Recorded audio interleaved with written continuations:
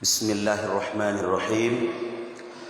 Assalamualaikum warahmatullahi wabarakatuh.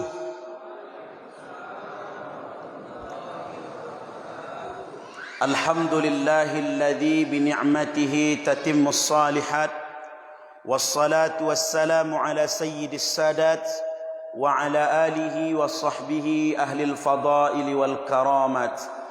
هو الذي من أوضحت لنا سبل الهداية الذي فرض الجهاد على المؤمنين وحييكم جميعا بتحية الإسلام الخالدة أشهد أن لا إله إلا الله الملك الحق المبين وأشهد أن محمدا عبده ورسوله صادق وعد الأمين قال الله تعالى في كتابه الكريم أعوذ بالله من الشيطان الرجيم بسم الله الرحمن الرحيم لو أنزلنا هذا القرآن على جبل لرأيته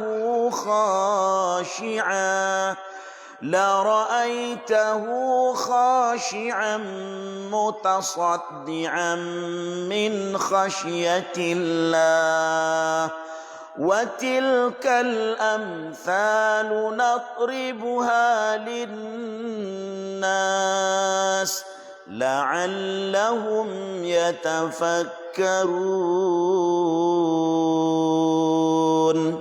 Sadaqallahul azim. Seandainya kami turunkan Al-Quran itu kepada gunung-gunung, pastilah engkau akan melihat gunung-gunung itu terpecah dan tertunduk karena takutnya kepada Allah.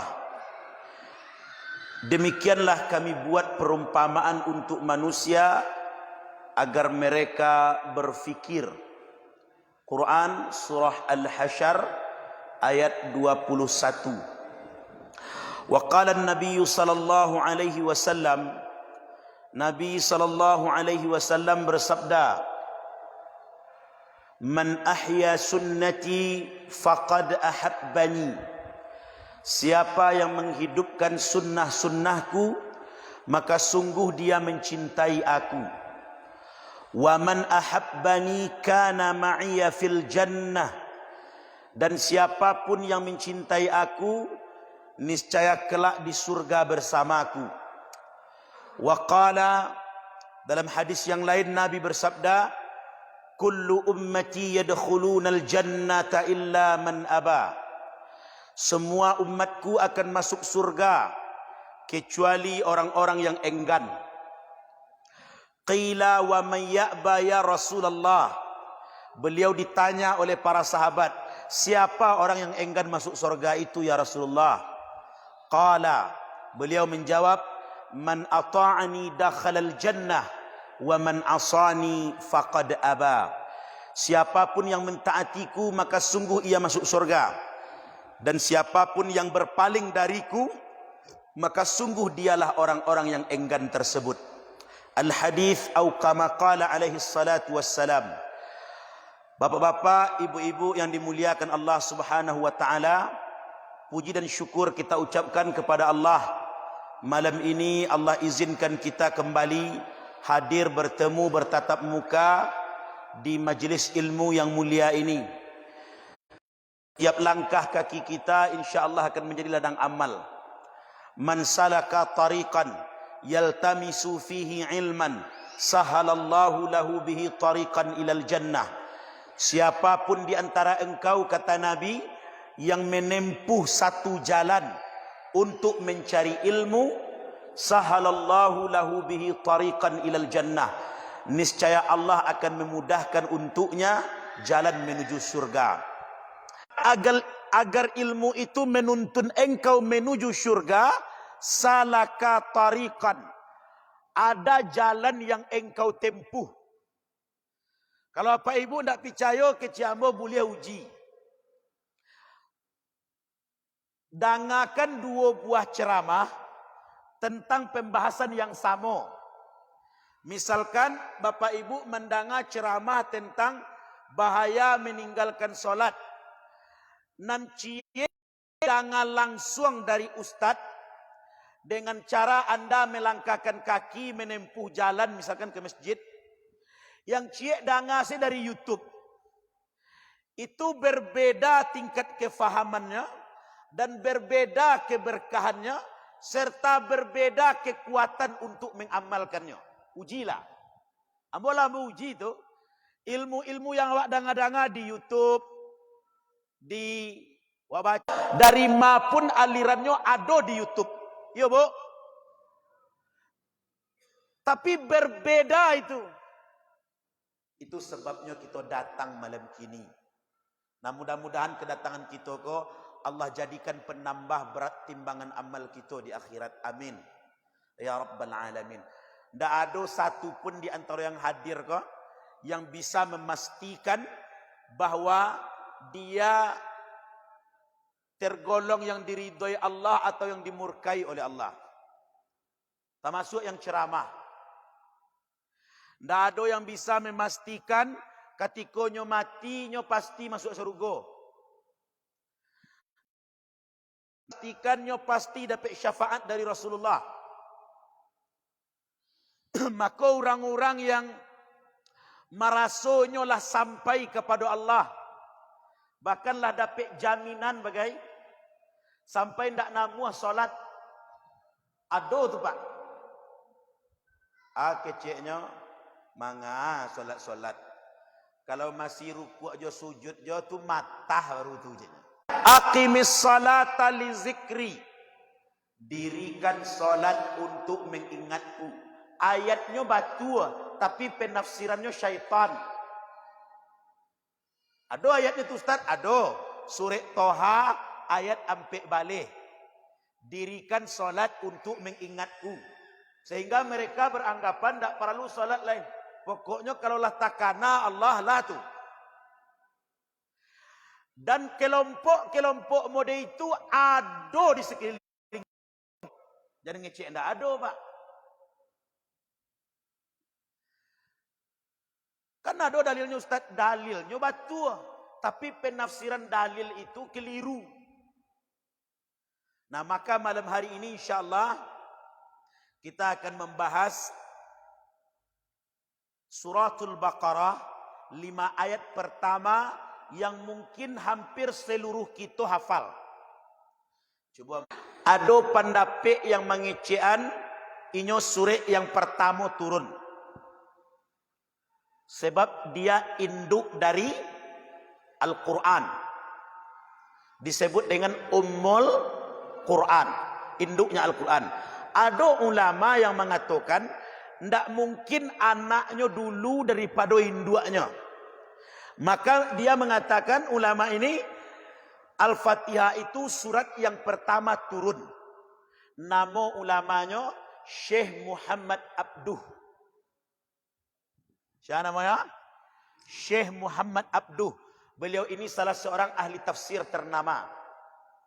Tetapi pendapat beliau itu ditolak oleh mayoritas ulama yang lain. Ditolak oleh kebanyakan. Karena hampir semua ulama sepakat surat yang pertama turun itu Al-Alaq atau Iqra. Iqra bismi rabbikal ladzi khalaq khalaqal insana min 'alaq Iqra wa rabbukal akram alladzi 'allama bil qalam 'allamal insana ma lam ya'lam. 5 ayat yang pertama turun. Kalau yang terakhir turun, kau Nabi melaksanakan ibadah haji wada, beliau berkhutbah. Khutbah haji wada, khutbah perpisahan Nabi. Waktu khutbah wada itu turun ayat Iqra. Nabi bacakan, Al-yawma akmaltu lakum dinakum wa atmamtu alaikum ni'mati wa raditu lakumul Islam madina. Hari ini telah aku sempurnakan untukmu agamamu, telah aku cukupkan bagimu nikmatku, dan telah aku ridai Islam sebagai satu-satunya agamamu. Menangisnya. Namanya Umar bin Khattab radhiyallahu anhu. Umar ketika mendengar ayat itu dibacakan oleh Nabi, menangisnya. Kenapa dia menangis? Ditanya oleh sahabat yang lain, "Hai Umar, kenapa engkau menangis? Tidakkah engkau gembira jika agama ini telah sempurna?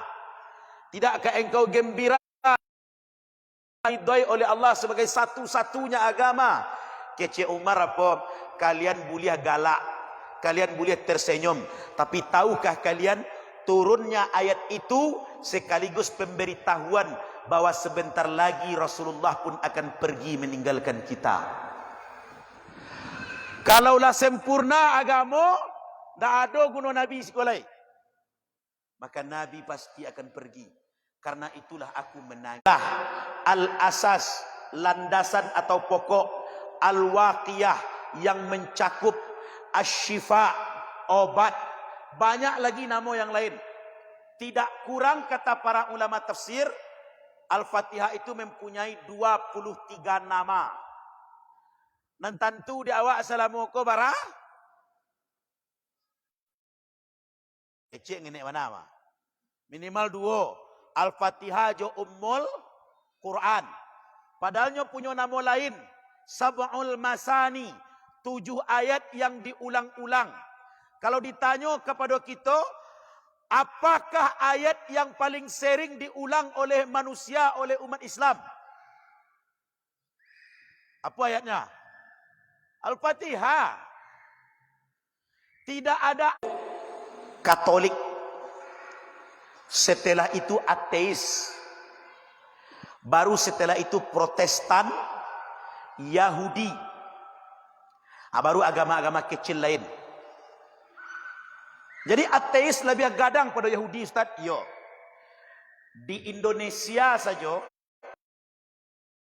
itu tidak seketik lah Pak. Cuma karena Indonesia negara berketuhanan, sila pertamanya ketuhanan yang Maha Esa, mereka tetap mencantumkan agama di KTP. Padahal sebenarnya banyak nendak beragama.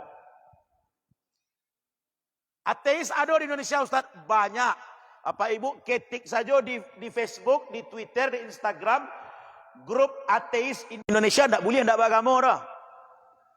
Kemudian dia melakukan penghinaan terhadap agama, buat di Facebook, apa tu orang Islam, orang-orang bodoh, rukuk-rukuk, sujud-sujud kepada batu hitam dan ada di Makkah kecilnya. Atas penghinaan itu kemudian beliau ditangkap polisi, diamankan.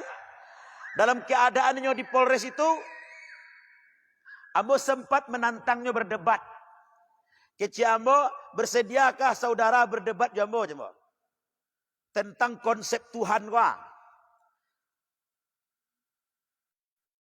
Ini Ambo karena amaknya orang kampung Ambo, Pak. Amaknya orang Solo Selatan, ayahnya orang Meninjau. Orang Minang, kuliah di Jogja, jurusan fisika. Menurutnya alam semesta kok tidak ada dah. Tidak dijadikan dah, tapi ada dengan sendirinya. Karena ada teori namanya teori Big Bang, ledakan besar. Pernah belajar kan waktu SMP tu? Jadi keceknya Tuhan tidak ada dah. Tuh. Kemudian disaksikan banyak polisi, ambo diskusi berduanya. Pertanyaan pertama yang ambo lemparkan kayaknya, Anda kan tidak percaya akan adanya Tuhan.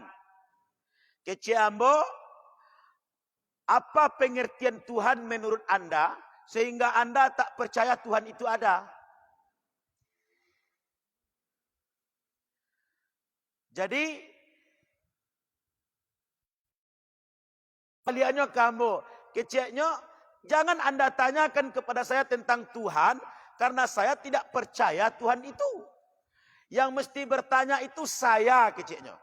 Bisakah Anda membuktikan Tuhan itu ada? Itu tanyanya kamu. Coba buktian kamu Tuhan itu ada kecilnya.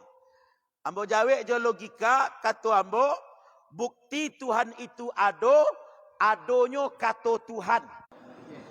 Sajak tisu ku ada, sebelum tisu ku ada ndak dikenal kata tisu do. Maka dalam ilmu pengetahuan, fungsi dari suatu kata itu untuk menunjuk adanya sesuatu. Kece ambo, adonyo kato Tuhan itu menunjukkan adonyo Tuhan. Sebab indak mungkin ado kato, kalau ndak ado dan ditunjuk adek kato itu. Kalau itu memang bisa, coba sebutkan kepada saya satu kata yang tidak pernah ada. Coba disikuasa banyak wah. Coba buat satu kato kambo kini ndak pernah ada.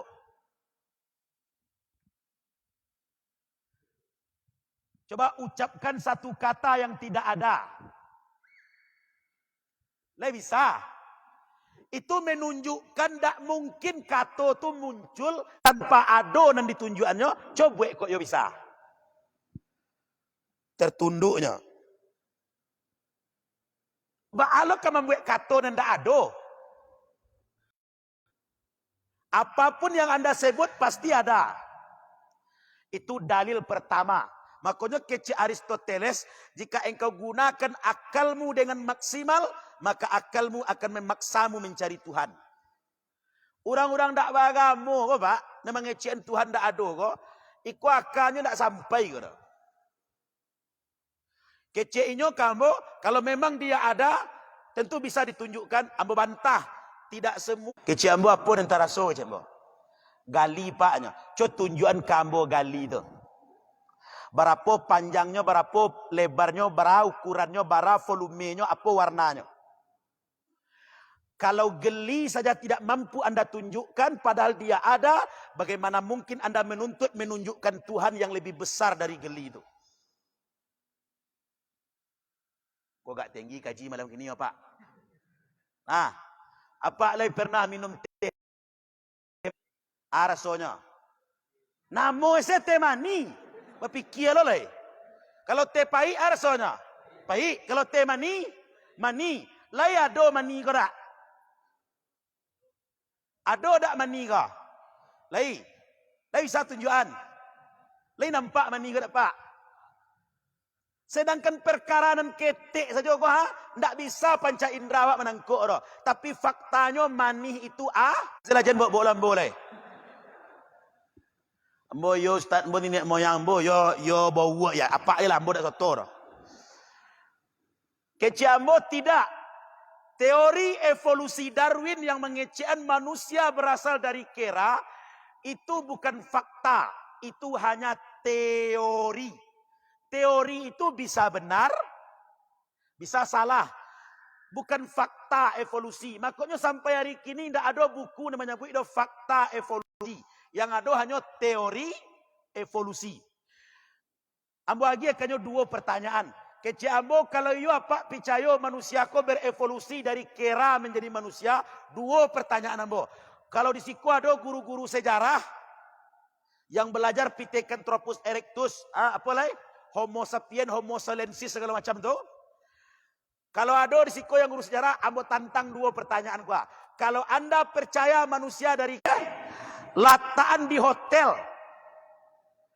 jangan pertemukan dengan kera manapun. Satyo ari kawanan nyonya manusia. Ajak berbicara dengan manusia, agie baju manusia, tinggalkan dia di hotel, agie makanan manusia. Sampai kera itu mati. Lebar ubah jadi manusianya. Sampai matinya tetap kera. Itu menunjukkan lingkungan tidak merubah struktur bagan tubuh makhluk hidup. Kalau memang dari baru menjadi manusia, baku adojo bawa sampai kini lain. Kok tak bau baya sado? Sederhana. Akhirnya diskusi itu ditutup dengan kece ambo. Ambo lebih percaya alam semesta itu diciptakan. Tidak ada di alam semesta ini yang kebetulan. Jadi apa-apa kalau orang mengecehan kebetulan basobo, kebetulan ada apa di situ. Di bumi kok ndak ada dan kebetulan doh. Everything is masing baris 5 batu. Berapa persen kemungkinannya? Kalau 0, masih ada tuh. Impossible. Indak mung. Kalau tak percaya Pak, ya bolehlah cuba. Sampai mati Pak mode-mode itu taruh ya. 10 batu kan buang kate. tidak akan pernah dia menjadi tersusun rapi jadi 2 baris, masing-masing baris 5 batu. Itu menunjukkan kebetulan itu tidak mungkin terjadi. Sekarang, kalau 10 batu tu ambo susun jo tangan ambo, cie 2, 3, ampe 5. Baris cek lain cie 2, 3, ampe 5. Pertanyaannya, berapa persen kemungkinannya ambo mampu melakukan itu? Kalau mode itu, sesuatu yang diatur dan ditata lebih masuk akal daripada dan kebetulan. Alam semesta ini dicipta, diatur, ditata, dirancang oleh Allah. Bukan kebetulan terjadi. Anak-anak apa nan kuliah di Jawa, di Jakarta, tolong dikontrol. Jangan-jangan nyokanai dek paham sekuler, nyokanai dek paham ateis yang mengecian Tuhan indah adu. Manusia sama kayo, apa bingung kalau be umah siapa tukang nang kapa ambiak. Tolong cik pak, be rumah ambo cik, aja nyunyuh boleh pak, ya kayo mau berapa macamnya. Kacau dak bumi dah. Siapa yang akan menjadi pekerja? Maka ada yang kayo, ada yang miskin, ada yang susah, ada yang sanang. Ini bagian dari kuasa Allah. Cara Allah menunjukkan kepada kita, Allah itu maha adil. Kalau putih seorang sadonya, apa menyebut putih aku apa galak, tapi galak apa kambo. Oh, nak masuk. Kalau putih saja orang sadonya, tidak ada kata hitam dah. Sebab hitam itu baru disadari dia ada pembanding. Maka ibu-ibu yang dimuliakan Allah, sadarilah semua kita ini istimewa. Jangan pernah mengecewakan awak kau tidak penting. Jangan pernah mengecewakan awak kau tidak ada guna. Makanya ambo agak sedih saya kalau membaca di sosial media tu orang mengeluh-ngeluh tu. Ambo paling malih punya kawan di Facebook, di Twitter, di Instagram tu, kalau inyo suka mengeluh, nanti energi negatifnya pindah ke awak. Baru pagi baru awak buka Facebook, yang pertama nampak apa? Awak akan diri kita. Walaqad karramna bani Adam. Kami telah muliakan anak cucu Adam. Dari struktur tubuh saja Pak, kita mulia pada yang lain. Manan gagah Pak pada ayam. Encak jale-jale Pak lu. Sebelum Anda mengeluh, coba renungkan iko jale-jale ya. Jangan mengeluh-ngeluh je duit. Apa ya? Tuhan tak adil. Coba jawe, manan gagah Pak pada ayam. Tak taluklah mengecek awak gagah pada ayam dah. Kalau ambo ditanya, mana gagah Ustaz pada ayam? Itu pertanyaan menghina tu kecik ambo. Lah jale gagah ambo. Ayam 2 talingonya Pak, dua matonya siko cek. Coba Pak bayangan kalau apa bentuk itulah mato Pak. Siko cek. Memang ada untuangnya, manyu barang jalan tak perlu nengok kiri nengok kanan dah. Langsung saja kan nampak sekali. Coba lubang hidung awak saya kalau perhatian Pak, pasti awak akan mengecian. Alhamdulillah. Barama ibu nasibnya tu. Sajak tumbuh sampai mati, di situ tagaknya gak sekali dah dapat ke pasar. Apa anak barakali sehari ke pasar. Maka kita ini makhluk yang luar biasa.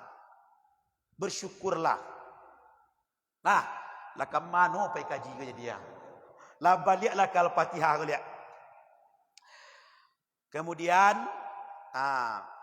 Bismillahirrahmanirrahim. Dengan nama Allah yang Maha Pengasih lagi Maha Penyayang. Ada ulama yang mengecean saban bismi itu, sebelum kata bismi itu ada satu kata yang tersembunyi. Katanya adalah abda'u. Abda'u itu artinya aku memulai. Bismillah, dengan nama Allah. Kalau hanya seperti itu, sulit kita untuk memahami. Sama modekwa.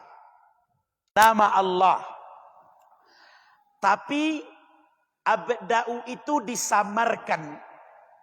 karena dia tidak termasuk firman Allah. Yang masuk firman Allah hanya bismillah saja. Bismillahirrahmanirrahim. Itu satu.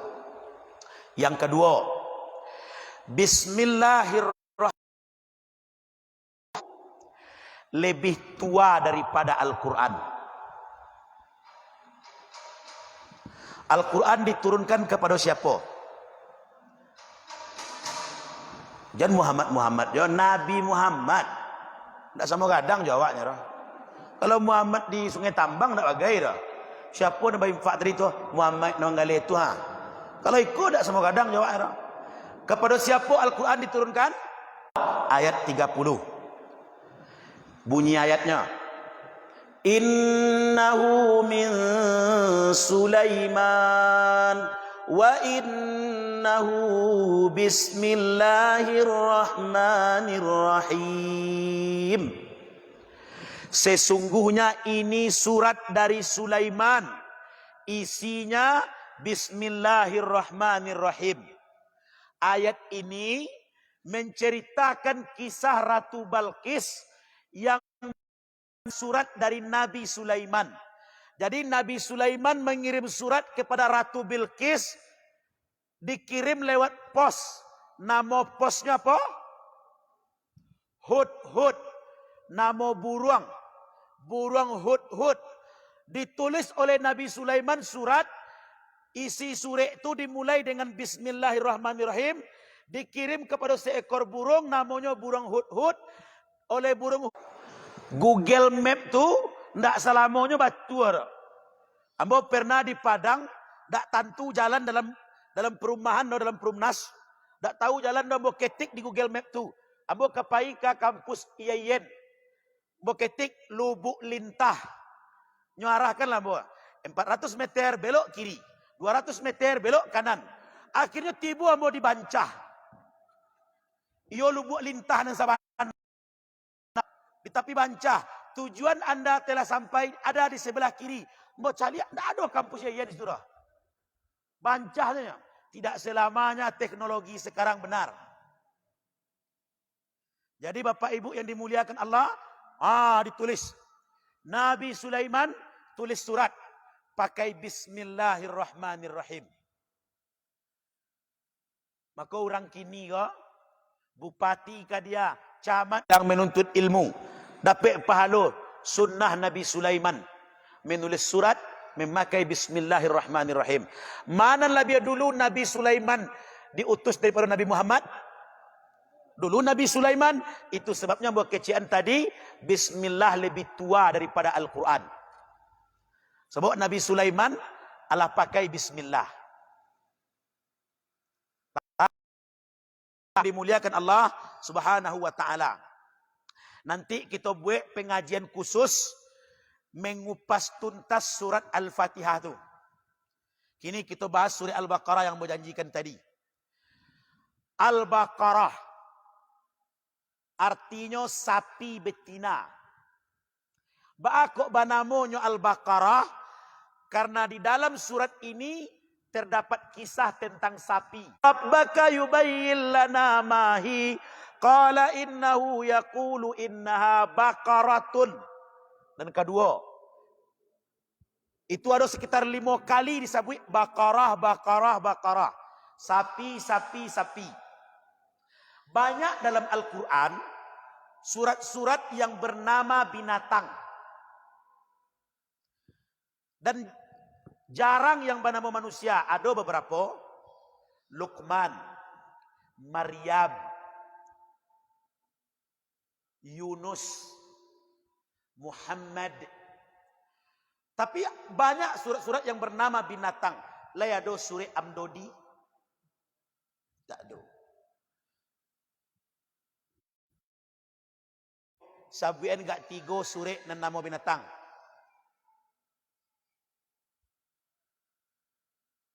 Lalu apa? Al-Baqarah cik, apa lagi? An-Namal, apa arti itu? Semut. Apa lagi? Al-Ankabut, apa artinya itu? Laba-laba. bahasa Sungai Tambangnya lawa. Dapet lo imam baca ayat panjang surah An-Namal, artinya semut. Nyo tanyalah begitu keluar dari masjid, Pak, surah apa yang dibaca imam tadi itu, Pak? Surah An-Namal. Apa artinya itu? Semut. Besok pagi nyo pada solat subuh balik. Nyo turik Pak Imam turik nyo lu. Menjelang mulai solat, Pak Imam, pagi kepatangkan surah An-Namal, semut. Yo, rencana Pak Imam dan subuh kini ko surah apa? Al-Fil. Gajah kecil imam kan. Langsung nyo balik. Kok baliangnya? Sedangkan samu saya dak tanggung panjang patang 20 lagi gajah je. Dak tentu dia nyo Al-Fil ko lebih pendek dah. Al-Fil, gajah. Dan banyak pelajaran, Pak. Mengapa ada nama-nama binatang? Al-Baqarah, sapi. Apa pelajaran yang bisa kita ambil dari sapi? Sapi adalah makhluk Allah yang tidak punya empati, tidak punya rasa peduli. Masak bodoh jangan terjadi. Rumahnya kebakaran, duitnya payah, anak-anaknya yatim. Anaknya sibuk je dek kemewahannya surangnya. Tak peduli dengan orang-orang yang miskin ko doh. Iko parangai apa? Pijan diadokno ke orang.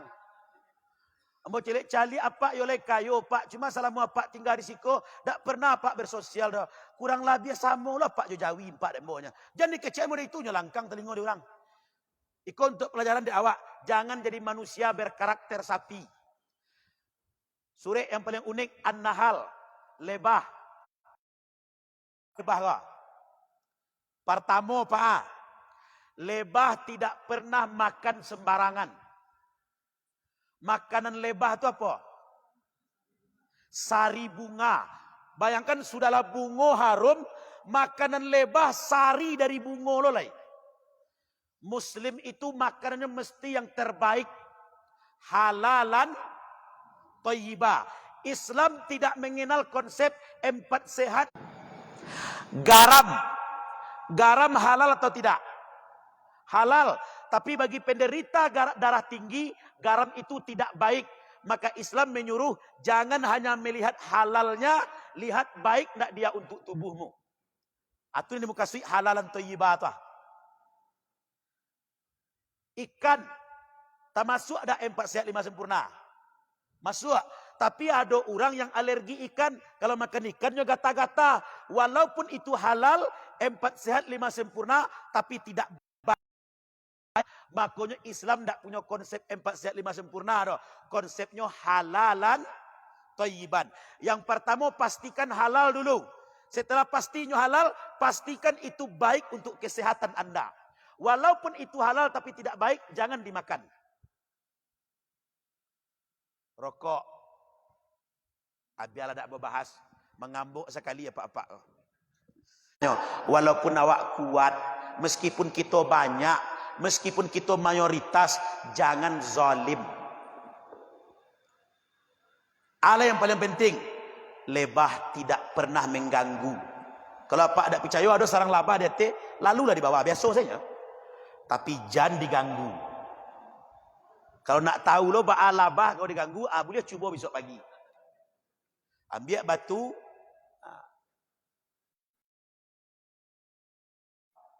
Tu insya-Allah Pak pulang bisa lupa orang rumah aja Pak. Pak kok gapuk saya dah. Ambo pernah Pak baku balo kabau waktu ketek dulu. Jadi kabau ambo kok banyak.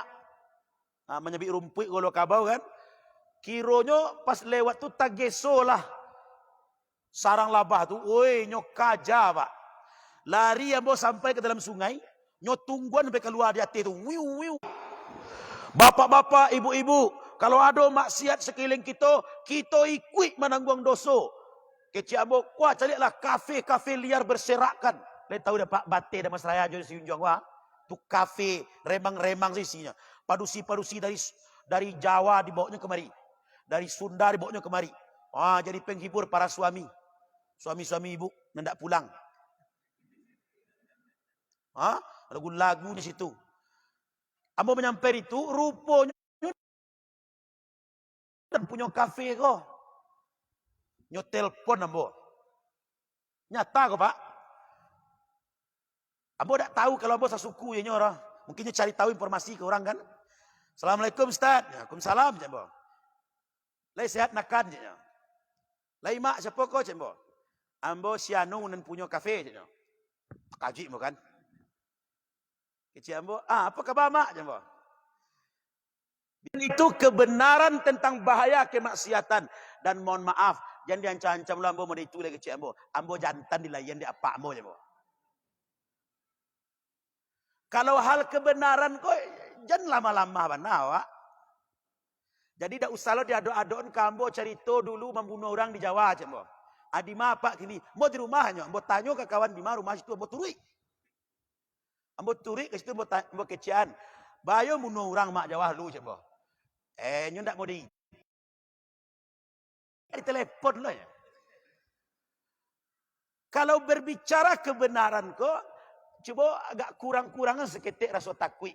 Tetapi jangan pula tidak membabi buta tanpa etika dengan ucapan yang tidak pada tempatnya. Itu tidak boleh ada gitu.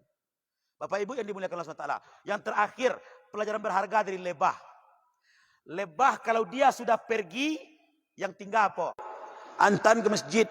Iko sudah lama nyumbang dak satu, lakinya ndak lopai goro dah. Yang pai goro dah cik mau wakatu mak do ti masuk dah ciknya.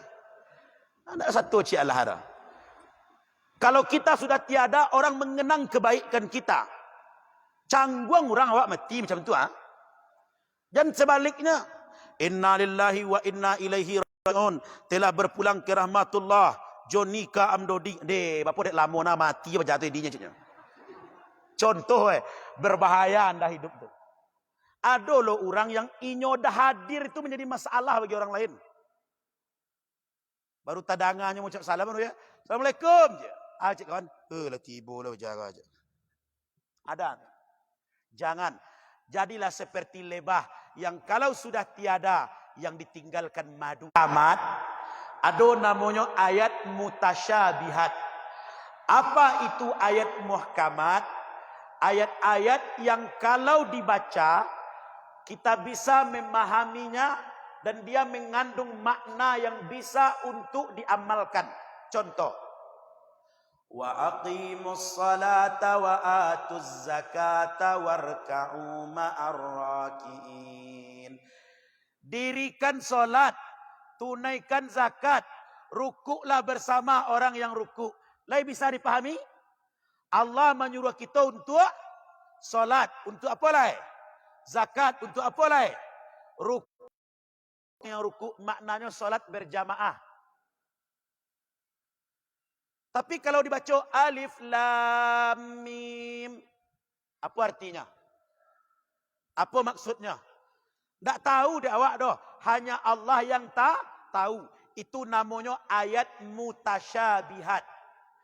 Alif lam mim, alif lam ra, yasin, toha, qaf, nun. Wow, ada dosa sebut dan bodoh. Lah, alif lam mim itu namanya ayat mutasyabihat. Kita serahkan kepada Allah apa maksudnya. Jangan dicari-carilah. Adalah orang-orang magi-agi arti. Alif lam mim tu, alif tu Allah, lam tu Jibril, mim tu Muhammad. Tu namanya takwil. Tafsir yang dipaksakan. Para bimuradihi, hanya Allah yang tahu maksudnya. Biarlah itu menjadi rahasia Allah. Kalau hanya Allah yang tahu, Ustaz, untuk apa diturunkan? Ya. Boleh tak kita fikir macam itu? Kalau hanya Allah yang tahu, untuk apa guna diturunkan? Kalau macam itu tidak ada gunanya turun, ada. Gunanya untuk menyadarkan kita tidak semua hal kita ketahui. Ada yang dalam rahasia Allah. Lam mim menyadarkan kita, ya Allah engkau maha tahu. Zalikal kitabu la raiba fih. Zalika. Apa arti zalika? Itu. Apa beda itu dengan ini? Kalau ini dakik, kalau itu jauh. Kenapa Allah tidak mengatakan hazal kitabul la raiba fihi hudal lil muttaqin? Inilah kitab. Baku Allah tidak mengecen ini kitab. Kenapa dikatakan zalikal kitab? Itulah kitab. Aku dengan tafsir Pak. Kenapa tidak dikatakan ini Quran? Kenapa dikatakan zalika, itu Al-Quran, itu Alkitab? Maksudnya la raiba fih, tidak ada keraguan di dalamnya. Al-Quran itu tidak menyimpan kontroversi. Al-Quran tidak ada hal yang patut diragukan. Kalau sempat apa ragu gak sakete, iyo lay dari Allah Quran ko gue, maka ketika itu kafir awak langsung. Rukun iman 6. Dan nomor 3, percaya kepada kitab-kitab Allah. Tidak ada keraguan di dalamnya. Hudal lil muttaqin, petunjuk bagi orang bertakwa. Aiko yang ingin memuraya. Siapa orang bertakwa itu? Yang pertama, alladzina yu'minuna bil ghaib, yang beriman kepada yang gaib. Apa arti gaib? Sesuatu yang tidak terjangkau oleh panca indera. Anak apa di Padang, apa di Sungai Tambang. Saat berpisah itu, status anak itu disebut gaib dalam bahasa Arab. Tetapi yang dimaksud gaib dalam alif langsung bertasdid ke lam. Allah, langsung Allah. Jangan dipanjangan A-nya. Kadang-kadang ada yang azan, amudanga, yang azan itu panjangkan A-nya karena ingin berirama. Allahu Akbar, salah tuh. Dan itu fatal artinya, Pak. Kalau Allahu Akbar, Allah Maha Besar. Kalau dipanjangkan A-nya, Allahu Akbar, apakah Allah Maha Besar? Batanyo jadinya. Huruf alif kalau terletak di awal dan dipanjangkan namanya istifham, tanda tanya. Contoh ya. U'allimu, aku belajar. Kalau panjangkan u'allimu, apakah aku harus belajar? Allahu Akbar, Allah Maha Besar. Kalau panjang jelas bacaannya. Banyak masjid di musola imam ko maretik-retik. Yola 70 umur nak jadi imam jolai. Walam yakul lahu kufuwan ahad. Allahu Akbar. Makmumlah tiba di bawah atas dulu. Pilih imam yang bagus. Macam Pak Tasrif, Masya Allah. Mau dengar bacaan beliau, Allahu Akbar. Bagus. Yang lain belum dengar dah. Jadi bola tini lain. Ya. Cibola jadi imam. Jadi imam itu tidak gampang dah. Imam itu berat. Wa yuqimuna shalah, mereka mendirikan salat. Kau gonya. Bako telakuan kewalian den. Ada waktu di Damasraya Ustaz Somad ditanya, apa pendapat Ustaz tentang laki-laki yang rumahnya dekat dari masjid tetapi tidak mau salat berjamaah ke masjid? Itu namanya laki-laki solehah keciknya. Itu maka balian talakuang. Nak niyo pak talakuang masjid. Ambo adik ambo laki-laki ketika baralik lu lama lalu sampai 4 bulan lain. Baralik kan 5 minit sebelum azan zuhur tu kecik ambo tak ke solat je mo. Tanya kamu tanya, bang, kalau jadi marapulai ko tak bisa difidyah saya bang. Wah, ada solat difidyah wah. Dan itu banyak terjadi. Orang awak kini ko menikah pak, doa tak tanggung indah do, di undangan lah tuliskan tu. Semoga menjadi keluarga yang sakinah mawaddah. Urusan nyuku aja tren. Dah awak saya dah ustaz. Orang lah mode itu sadoe. Prawedding nih. Kadang lah mode-mode ko duduk ya. Nih laki-laki basanda kan padusi. Nih padusi basanda kan laki-laki. Kok tahu ustaz? Ambo acok nerima undangan baralik tu. Mau cari ya. Nikah. Akad nikahnya dicantum. Kan dicantumkan situ tuh. Akad nikah tanggal sekian. Jadi lu nikahnya dah. Foto lah mudik kuah. Berharaplah sakinah tu. Makanya ketika berumah tangga payah duitnya. Begitu nikah tambah lo dosa cik lain. Nikahnya dalam masjid. Kalau tampil ambo tu pak, aneh-aneh pak. Babok kalambu ke dalam masjid juga. Lain pernah cari lihat? Ada yang nikah itu tu nyobau kalambu mini itu dalam masjid pak. Abalat tak ada anak daro jo marapulai pengantin laki-laki dengan pengantin perempuan kau diletakkan di situ. Minimal ambo cari lihat ditampil kita kon rata-rata nikah kon laki-laki. Kon padusi. Atau bahagia songkok. Ya mana ndak sabar nak mencari lihatnya tu dah. Kini kau berdua dua kita kek dua. Kalau lah jalan dia kecil dek saksi sah. Dua nama itu belah. Di masjid lo akad nikahnya dan bermaksiat di masjid. Tak ada yang menegur. Nyo diamkan saja. Kalau ambo diminta ustaz agi tausiah pernikahan, ambo kecian sebelum tausiah kau dimulai, tolong laki-laki kau jangan berusia kau jarak lo. Kau bini wak lah kau ambo. Bang garutuk aja kan. Ambo tahu dalam hati mungkin mau deko ustaz apa dia nyebut dia apa kau cek. Belum suami istri. Selesai akad nikah apa lagi? Mulailah barale. Oh ya Allah, sakeluarga besar lewat mawaddah warahmah. Kira-kira apa kecil Allah tu? Neng kayu yo lamyang ya. Solat jo ang tinggal untuk barale wah. Atau minta lo keluarga sakinah. Lebih parahnya lah salah saya alik siang tu malam itu organ tunggal nan pemuda-pemuda lah mabuk lah baun tua di mana ada barale itu. Nan artisnya orok singke ya. Nah, Anda yang punya anak perempuan jangan biarkan begitu. Tapi kinilah mulai banyak orang yang barale pakai lagu-lagu qasidah, marawis.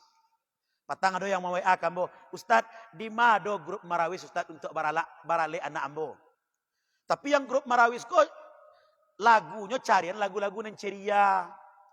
Barakallahu lak. Doa lain. Yang baca doa, ya Allah. Disuruh baca doa sampai orang barale. Nyo baca doa kematian. Kalau awak tak pandai nama bahasa Arab, bahasa Indonesia, saya lah berdoa tu boleh bahasa Indonesia. Anak daro je marapulai menampuang di pelaminan. Amin. Amin. Doa nanya baca apa? Allahumma ja'al qabrahu raudatan min riyadil jannah. Ya Allah jadikan kuburnya taman di antara taman-taman surga. Kawan basandiang wah. Tu ndak cocok pembari jo kehendak namanya. Kalau orang barale doanya Allahumma alif baina qulubi kama allafta baina Adam wa Hawa wa alif baina qulubihima kama allafta baina Muhammad wa Khadijatul Kubra. Ya Allah himpunlah hati mereka, satukan jiwa mereka seperti engkau menyatukan Adam dan Hawa, satukan hati mereka seperti engkau menyatukan hati Muhammad dan Khadijah.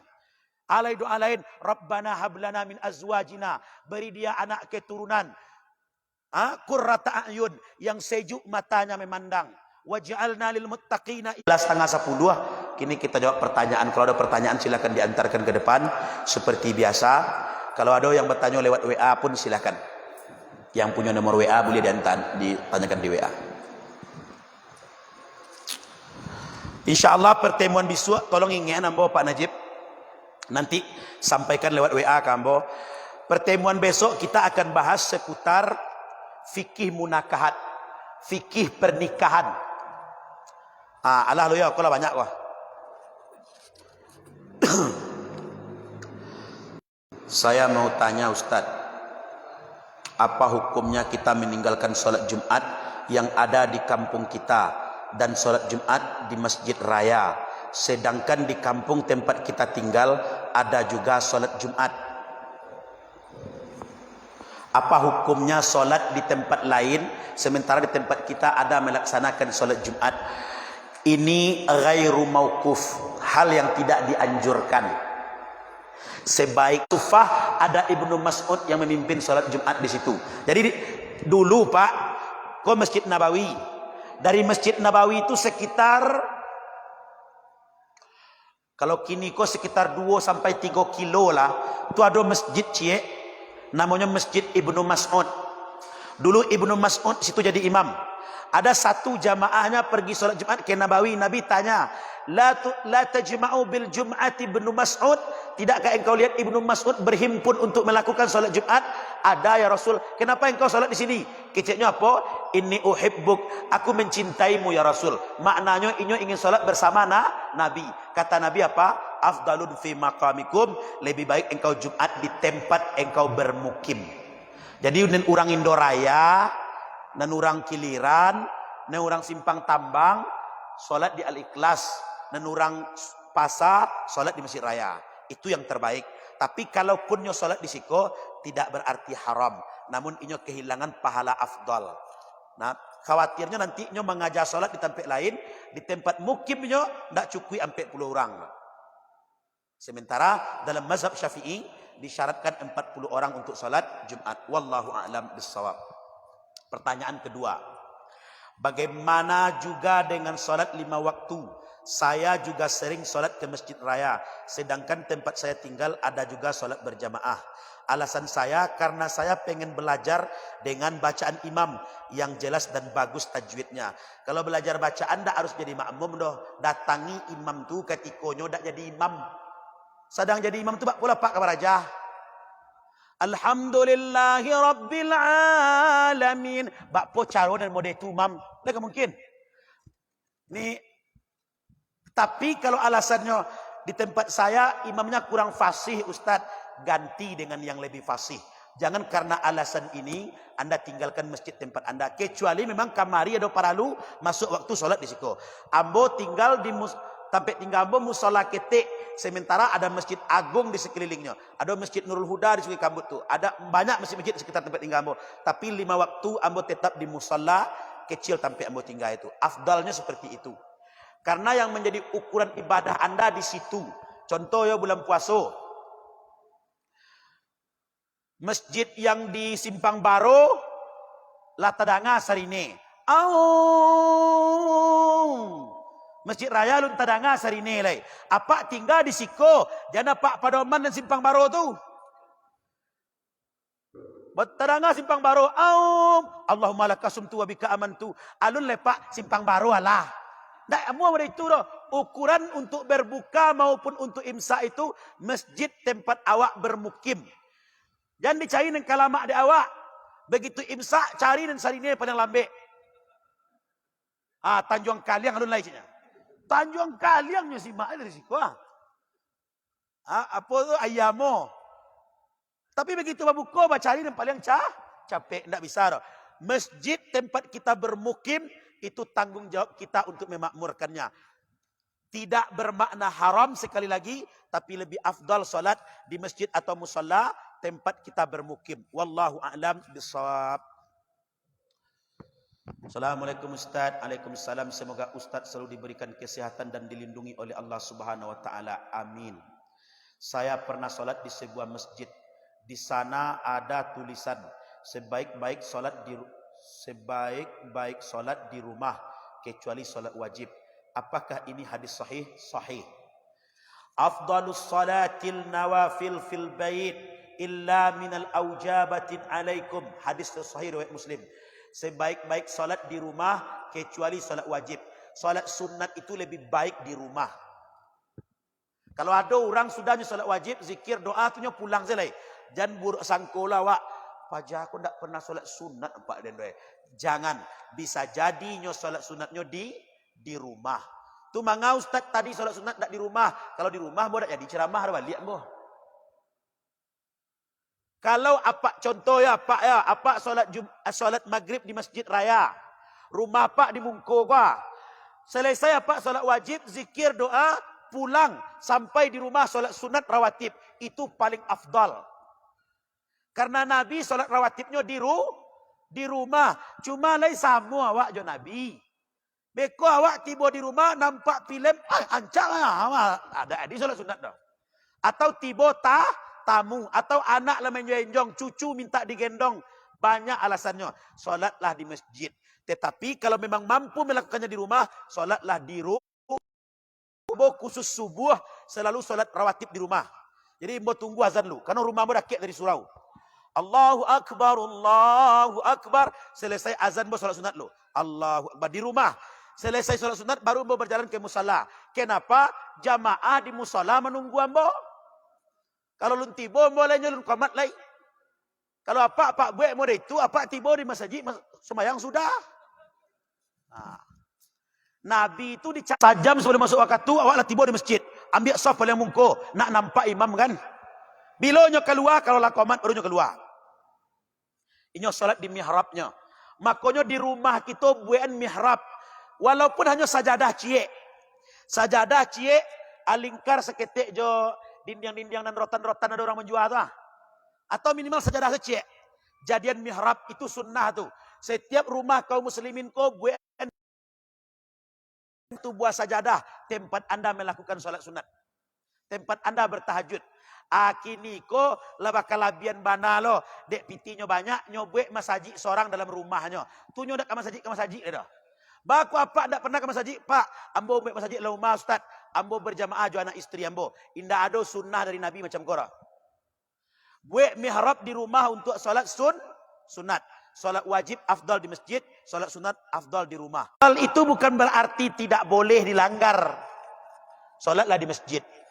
Nak mencari pahala tahiyatul masjid, nak mencari pahala solat sunat wudu, maka datang lebih awal. Wudu masuk masjid, tahiyatul masjid. Sudah solat tahiyatul masjid, berdiri lagi, solat sunat wudu. Habis itu azan, solat sunat rawatib di masjid.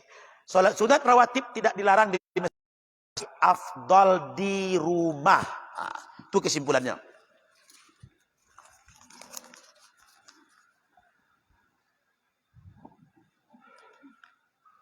Assalamualaikum WRWB. Waalaikumsalam. Semoga Ustaz selalu diberikan kesehatan dan tetap semangat untuk berdakwah. Amin. Mau tanya Ustaz, apakah dibolehkan dana masjid seperti infak, sedekah dan lain-lain digunakan untuk Pak lebih buat dalam anggaran? Bapak mau masuk Pak, suara kami ya Pak dua-dua. Ikut untuk fasilitas masjid. Lah dicuba segala cara nak je dah, datangi orang kaya lai. Pak, kau jambatan kita lah runtuh Pak, anak-anak mengaji lewat situ Pak. Kau lihat ada Pak kelabian rasaki, balianlah balok kat 3 buah Pak. Datangi 2, 3, 4 orang. Yang mendatangi ini, yang mengajak ini besar pahalanya. Mandalla ala khairin falahu ajr. Pahala seperti orang yang bersedekah itu. Ndak ada namu ada Ustaz, ujung-ujungnya piti masjid dan biak lain. Boleh dengan satu syarat. Ar-ridha sayyidul ahkam. Ridho itu raja hukum. Sampaikan kepada jamaah lu minta pandapeknya. Pak Ibu, jambatan kayu di Mungko itu lah runtuh. Ndak bisa ditampuh lagi. Sementara itu kan dipakai di anak-anak. Lambo cubo batenggang kian kemari ndak dapat kayu. Dan jamaah tidak tahu terjadi fitnah. Macam tu. Makanya dalam Islam disuruh wa amruhum syura bainahum. Dalam urusan-urusan mereka suruhlah mereka bermusyawarah. Assalamualaikum Ustaz. Waalaikumsalam. Boleh bertanya Ustaz, kok tak boleh mengapa kamu suruh mengumpulkan karate kau tadi ya? Itu ambo. Menurut tausiah yang saya dengarkan sebelumnya, bahwa Islam itu akan terbagi menjadi 73 golongan. Tapi semua menganggapnya yang paling benar. Semua mengaku ahlu sunnah wal jamaah. Sunni atau salafi. Pertanyaannya, sepanjang yang Ustaz ketahui, apakah Islam yang berkembang di Turki dengan Presiden Recep Tayyip Erdogan termasuk Sunni atau Salaf, ataukah termasuk Syiah atau Mu'tazilah, atau paham sesat atau pernah mendengar penjelasan dalam satu kajian bahwa belum tentu konsep tauhid yang dianut Turki adalah sesuai dengan paham Sunni atau Salaf.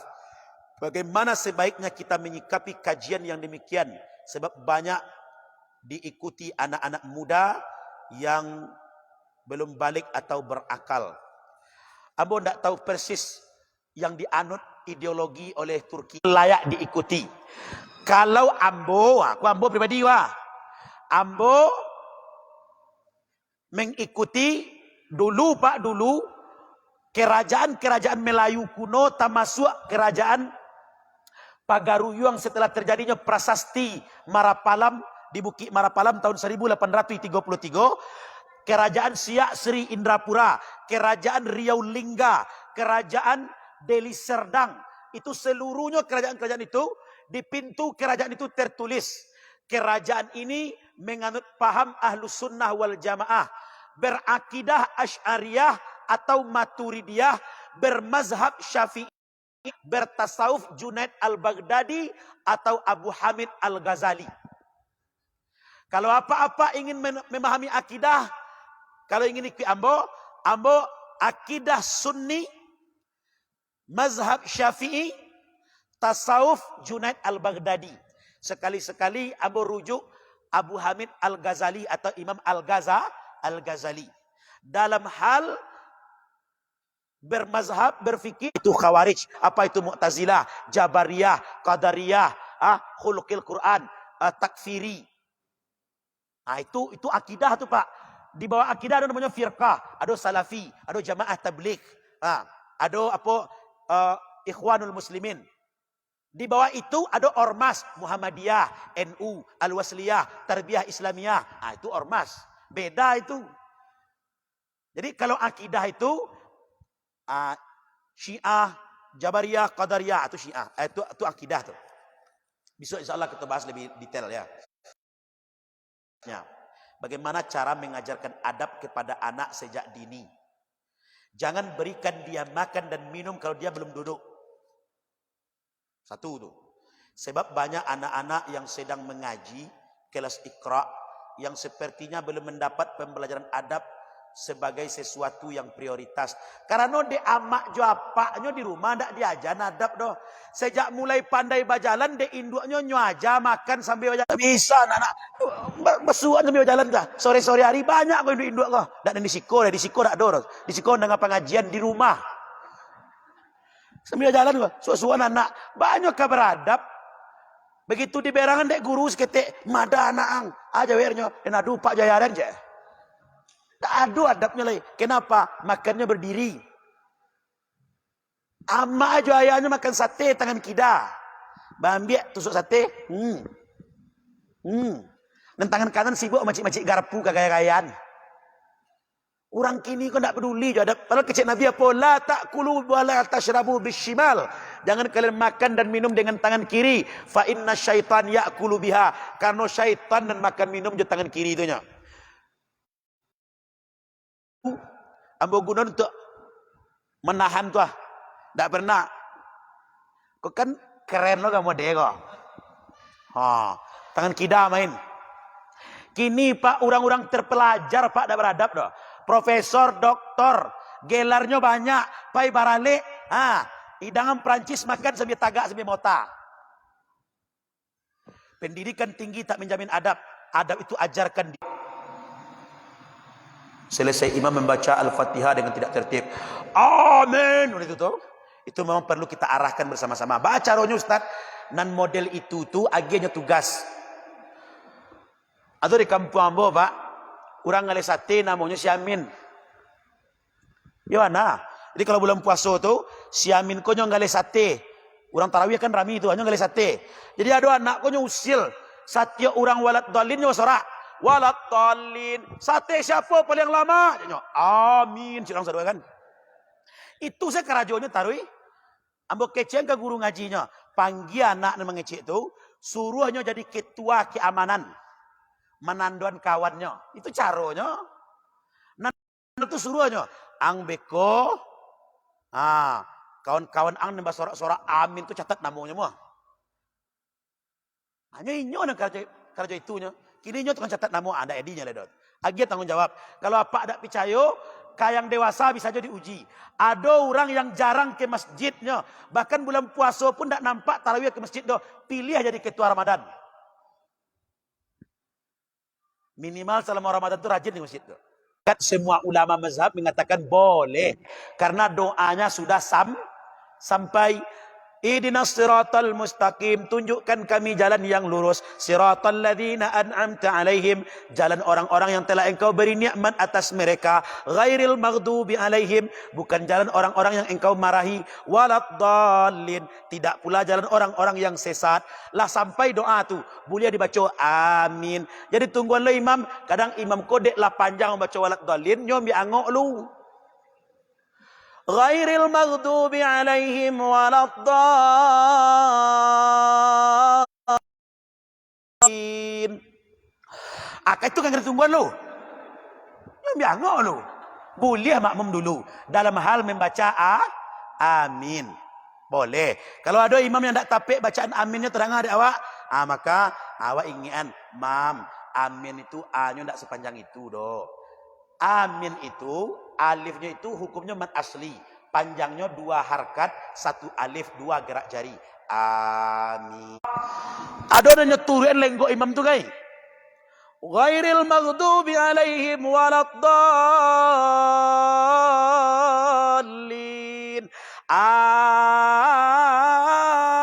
Amin. Pokoknya harus sama lagunya jo imam. Hukum bacaannya beda. Dan dibaca imam dallin. Panjangnya 2,5 alif 5 harkat. Dan dibaca awak amin. Mad asli panjangnya 1 alif 2 harkat. Tidak sama. Kadang-kadang ada yang sengaja kayak mencari perhatian orang. Pokoknya harus paling kemudian berhentinya. Amin. Oranglah sudah, seharusnya tinggal seorang lain. Supaya orang tahunya ada. Kalau anak-anak lah bisa dimaklumi ku apa-apa. Ba'a memahaminya. Seperti itu ya. Terakhir. Ustaz. Assalamualaikum. Waalaikumsalam. Izin bertanya. Jadi. Saat-saat menjelang puasa seperti sekarang ini. Jangan disabutnya bulan puasa. Bulan Ramadan. Dapat wak pahala. Banyak orang melangsungkan pernikahan. Namun tidak semua mempelai atau calon mempelai memahami mutaharah atau bersuci dari kondisi junub. Bagaimana tuntunan sunnah sebenarnya tentang ini? Mohon penjelasan. Mandi wajib kamwajan malam kini wah. Ayo abi idenya Pak. Yang pasti satu, pastikan semua anggota tubuh terkena ingin kontrasnya. Maka ada orang yang stroke di kamar mandi. Sarafnya tidak siap. Jadi sebentar, kau tak bisa ada bang. Assalamualaikum bang. Bentar bang. Nanti saya telepon lagi ya. Audi Joinaldi, wakil gubernur terpilih.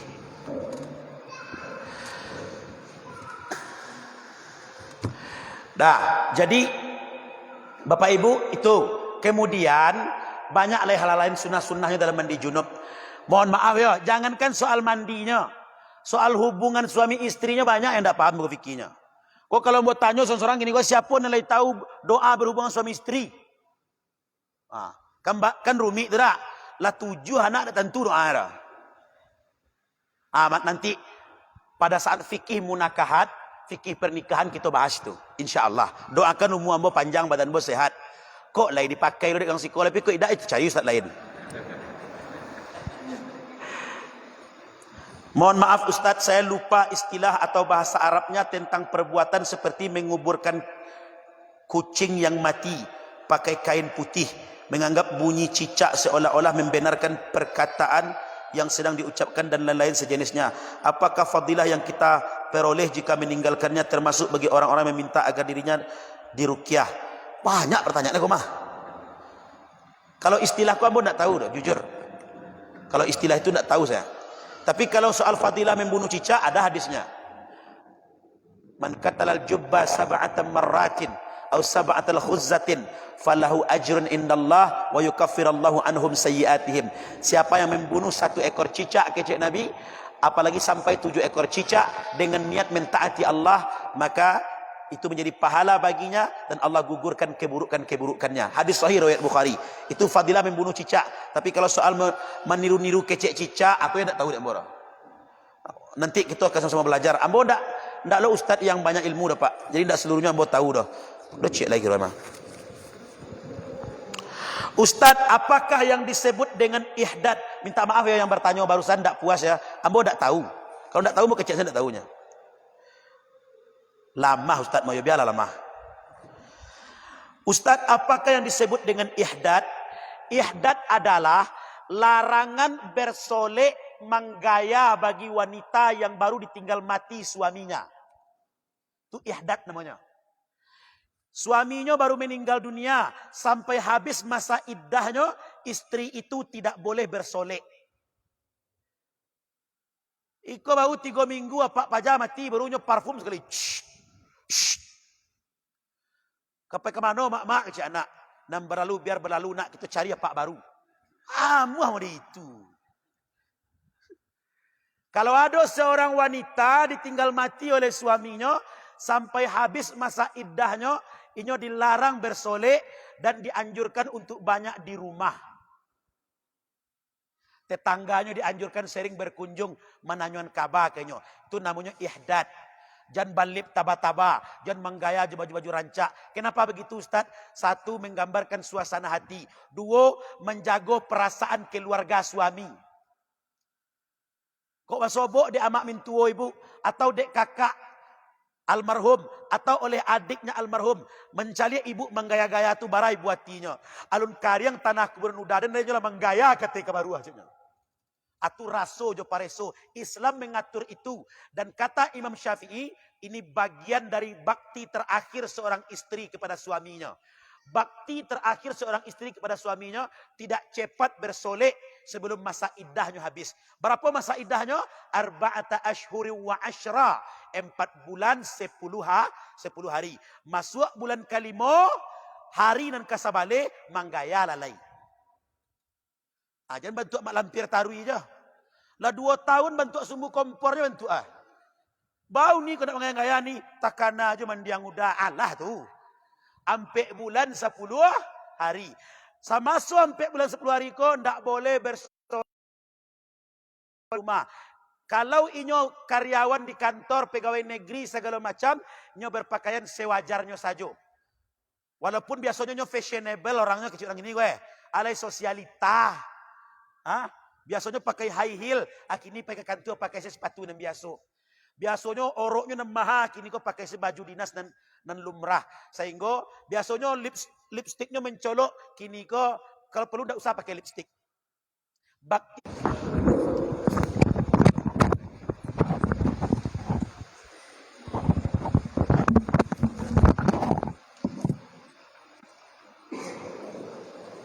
Baiklah bapak-bapak dan ibu-ibu, itulah kajian kita